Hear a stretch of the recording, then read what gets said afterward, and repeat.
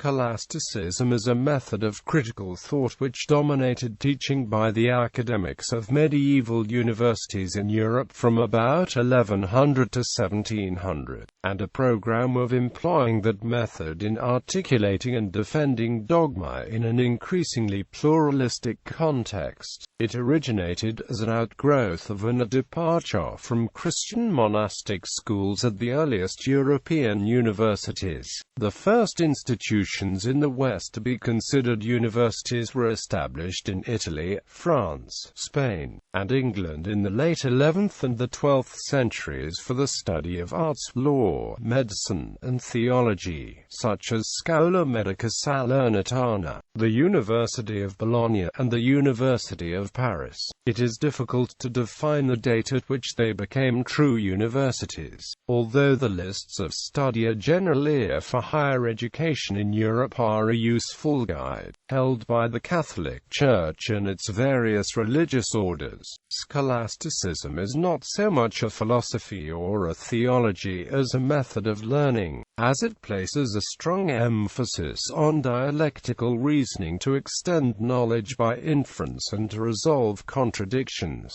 Scholastic thought is also known for rigorous conceptual analysis and the careful drawing of distinctions. In the classroom and in writing, it often takes the form of explicit disputation. A topic drawn from the tradition is broached in the form of a question. Opponents' responses are given, a counter-proposal is argued, and opponents' arguments rebutted. Because of its emphasis on rigorous dialectical method, scholasticism was eventually applied to many other fields of study. As a program, scholasticism began as an attempt at harmonization on the part of medieval Christian thinkers, to harmonize the various authorities of their own tradition and to reconcile Christian theology with classical and late antiquity philosophy, especially that of Aristotle but also of Neoplatonism. Some of the main figures of scholasticism include Anselm of Canterbury, Peter Abelard, Alexander of Hales, Albertus Magnus,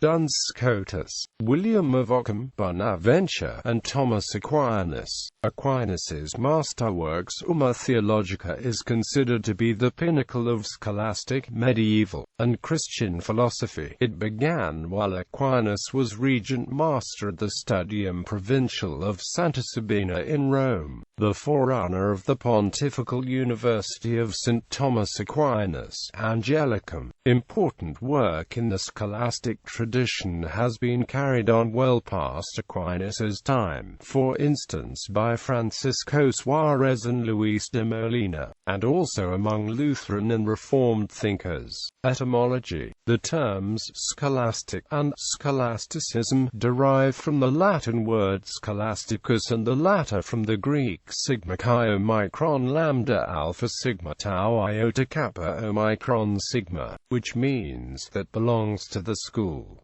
The scholastics were, roughly, schoolmen. History. Early scholasticism. The first significant renewal of learning in the West came with the Carolingian Renaissance of the early Middle Ages. Charlemagne, advised by Peter of Pisa and Alcuin of York, attracted the scholars of England and Ireland. By decree in AD 787, he established schools in every abbey in his empire. These schools, from which the name scholasticism is derived, became centers of medieval learning. During this period, knowledge of ancient Greek had vanished in the West except in Ireland, where its teaching and use was widely dispersed in the monastic schools. Irish scholars had a considerable presence in the Frankish court, where they were renowned for their learning. Among them was Johannes Scotus Erasugina, one of the founders of scholasticism. Erasugina was the most significant Irish intellectual of the early monastic period, and an outstanding philosopher in terms of originality. He had considerable familiarity with the Greek language and translated many works into Latin. affording access to the Cappadocian Fathers and the Greek theological tradition. The other three founders of scholasticism were the 11th century scholars Peter Abelard, Archbishop Lanfranc of Canterbury, and Archbishop Anselm of Canterbury. This period saw the beginning of the rediscovery of many Greek works which had been lost to the Latin West. As early as the 10th century, scholars in Spain had begun to gather translated texts and, in the latter half of that century, began transmitting them to the rest of Europe.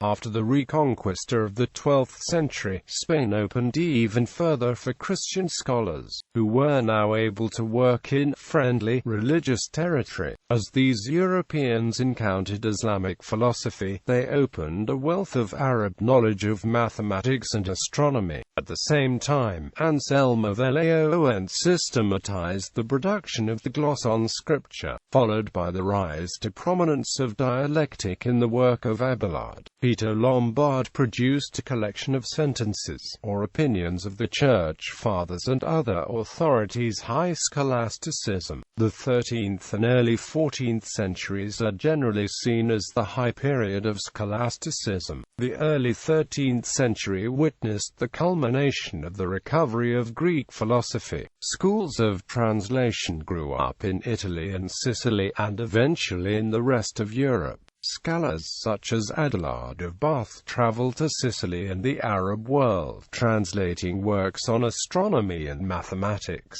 including the first complete translation of Euclid's Elements. Powerful Norman kings gathered men of knowledge from Italy and other areas into the courts as a sign of the prestige. William of Moabek's translations and editions of Greek philosophical texts in the middle half of the 13th century helped form a clearer picture of Greek philosophy, particularly of Aristotle, than was given by the Arabic versions on which they had previously relied, and which had distorted or obscured the relation between Platonic and Aristotelian systems of philosophy. His work formed the basis of the major commentaries that followed. Universities developed in the large cities of Europe. During this period, unrivaled clerical orders within the Church began to battle for political and intellectual control over these centers of educational life. The two main orders founded in this period were the Franciscans and the Dominicans. The Franciscans were founded by Francis of Assisi in 1209. Their leader in the middle of the century was Bonaventure, a traditionalist who defended the theology of Augustine and the philosophy of Plato, incorporating only a little of Aristotle in with the more Neoplatonist elements.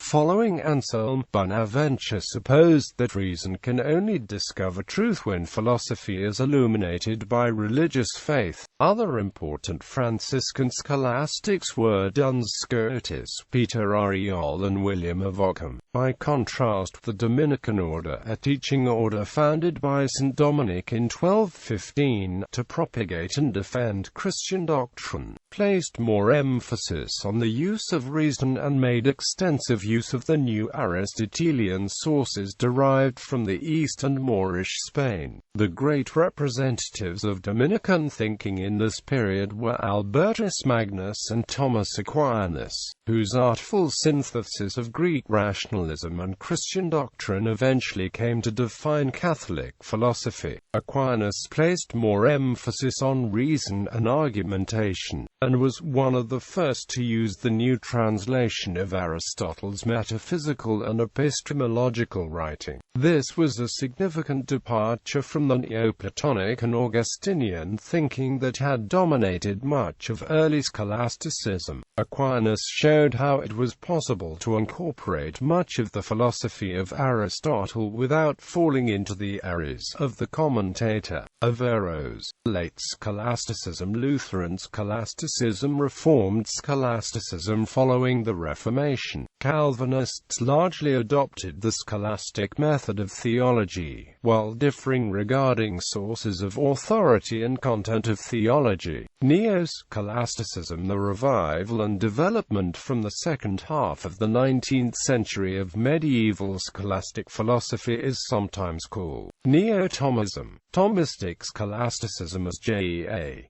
Viscibolo, P. emphasizes, within the Dominican Order. Thomistic scholasticism has been continuous since the time of Aquinas.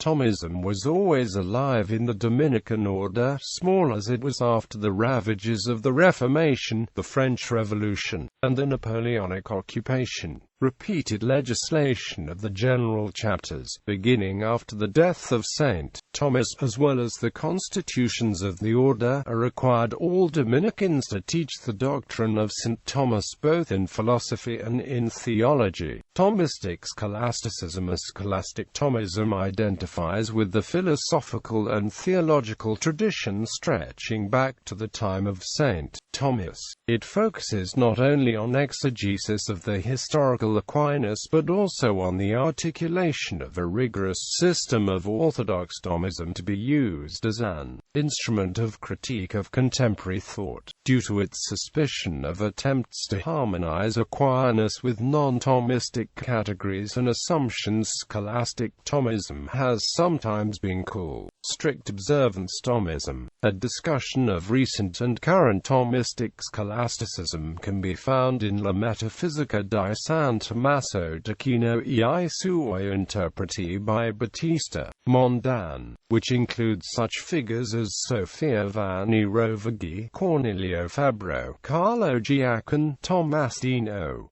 P. Abelardo Lobato, P. Leo Elders and Giovanni Ventimiglia among others. Fabro in particular emphasizes Aquinas' originality, especially with respect to the actus essendi or active existence of finite beings by participating in being itself. Other scholars, such as those involved with the Progetto Tommaso, seek to establish an objective and universal reading of Aquinas' texts. Thomistic scholasticism in the English-speaking world went into decline in the 1970s when the Thomistic revival that had been spearheaded by Jacques Maritain, Etienne Gilson, and others diminished in influence. Partly this was because this branch of Thomism had become a quest to understand the historical Aquinas after the Second Vatican Council. Still, those who had learned scholastic philosophy continued to have unresolved questions about how the insights of the medieval synthesis could be applied to contemporary problems. This conversation departed from the academic environment and entered internet discussion groups such as Aquinas, Christian Philosophy, and Thomism, and websites such as Open Philosophy, where it continues today.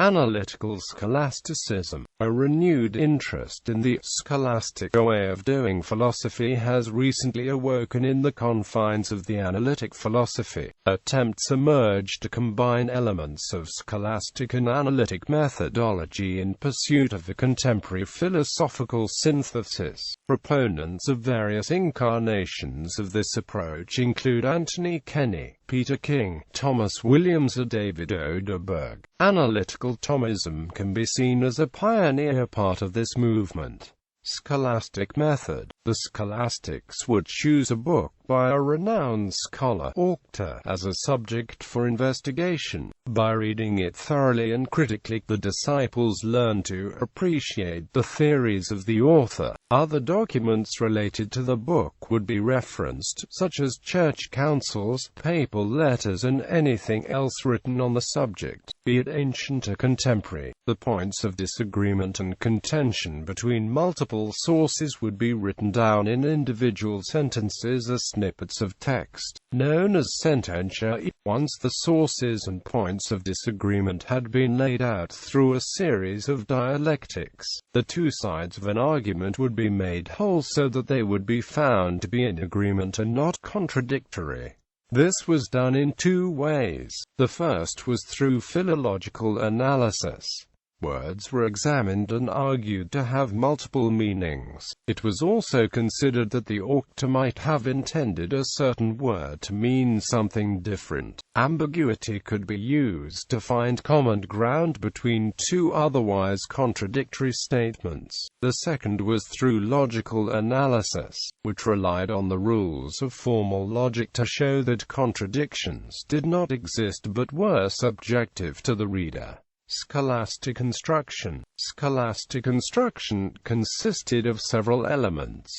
The first was the lectio. A teacher would read an authoritative text followed by a commentary, but no questions were permitted. This was followed by the meditatio, in which students reflected on and appropriated the text. Finally, in the quaestio, students could ask questions that might have occurred to them during meditatio. Eventually, the discussion of questions became a method of inquiry apart from the lectio and independent of authoritative texts. Disputations were arranged to resolve controversial questions. Questions to be disputed were ordinarily announced beforehand, but students could propose a question to the teacher unannounced. Disputations de quodlibet. In this case, the teacher responded and the students rebutted. On the following day, the teacher, having used notes taken during the disputation, summarized all arguments and presented his final position, riposting all rebuttals.